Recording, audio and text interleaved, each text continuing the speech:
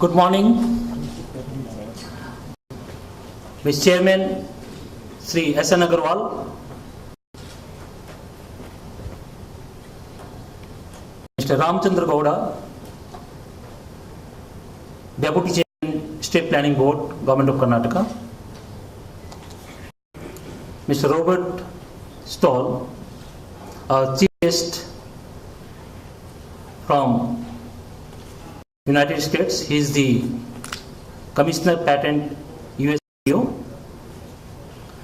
Mr. P.H. Korean, the Controller General Patent Design, Government of India. Mr. Narendra Sawal, distinguished delegates and speakers in different technical sessions for the forthcoming days to follow. I welcome you all on behalf of iTech Business Solutions, our knowledge partners Sugumion, US, and Institute of International Trade. The theme for this Global IP Convention 2011 is innovation, the key to empowerment and growth. The word innovation today has become a buzzword. Now, what is innovation? Innovation is something which is more pervasive, not only limited to technology, it extends to all spheres of life. In business context, it also means innovation for marketing, innovation for product development, and innovation for the very survival and to face the competitiveness today in this globalized world. So basically, innovation doesn't confine to mere generation of ideas. Innovation means implementation of ideas and to commercialize it for the general public.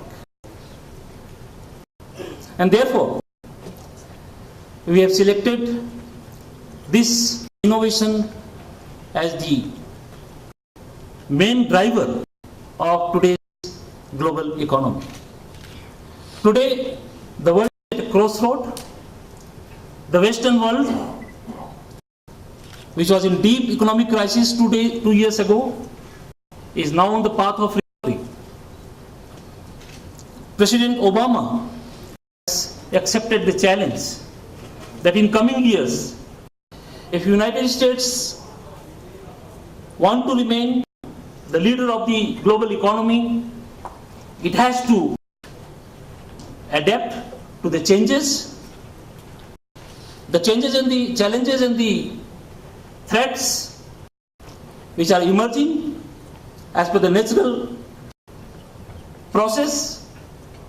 The wind of change is blowing. The epicenter of power is shifting from west to the east, and therefore the challenges of the west is increasing to have the same market competitiveness. Today, US shares almost 25% of the global income. But gradually we find that its share in the global income is shrinking and it is getting distributed to the rest of the world. It is a good sign. With the process of globalization taking place, the equitable and balanced growth is also taking place. But the challenges are not limited to the West. The challenges are also similarly applicable to the East, and especially in the context of India.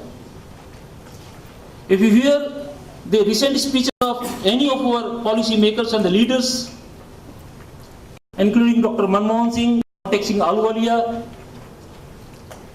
San Petroda, everybody speaks that innovation is the key to the growth. Therefore, what is required today is to follow the three basic pillars of innovation. And these three basic pillars of the innovation are education. And education means STEMs, that is education in the field of science, technology, engineering and mathematics. So if we give proper emphasis on the education in the field of science and technology, also equally important, because we may have the inventions through education, but those inventions, unless commercialized, unless optimized, will not reach to the society. So therefore, education, entrepreneurship, and entrepreneurship without capital, without money, help. So there has to be synthesis between the three, the education, the entrepreneurship, and the capital. With these three pillars, we have to take the policies, we have to create a conducive environment, and with that only, if India, in its Vision 2020, is thinking of becoming a global economic power, so therefore, the policies have to be in synthesis with the drive which we are thinking of in the field of innovation. Friends, I will not take much time because there are many speakers, and throughout the 3 days, you will have many more occasions to interact with the speakers, and coverage is also so wide, including the threats field of technology. We have devoted several sessions on the green energy, green technology, nanotechnology, and the issues relating to technology transfer, valuations, and all pertinent issues. I hope in the coming 3 days, all the delegates will feel enlightened, and at the end of the 3-day session, they will feel filled with a lot of value additions. With these words, I wish and I welcome all of you once again, and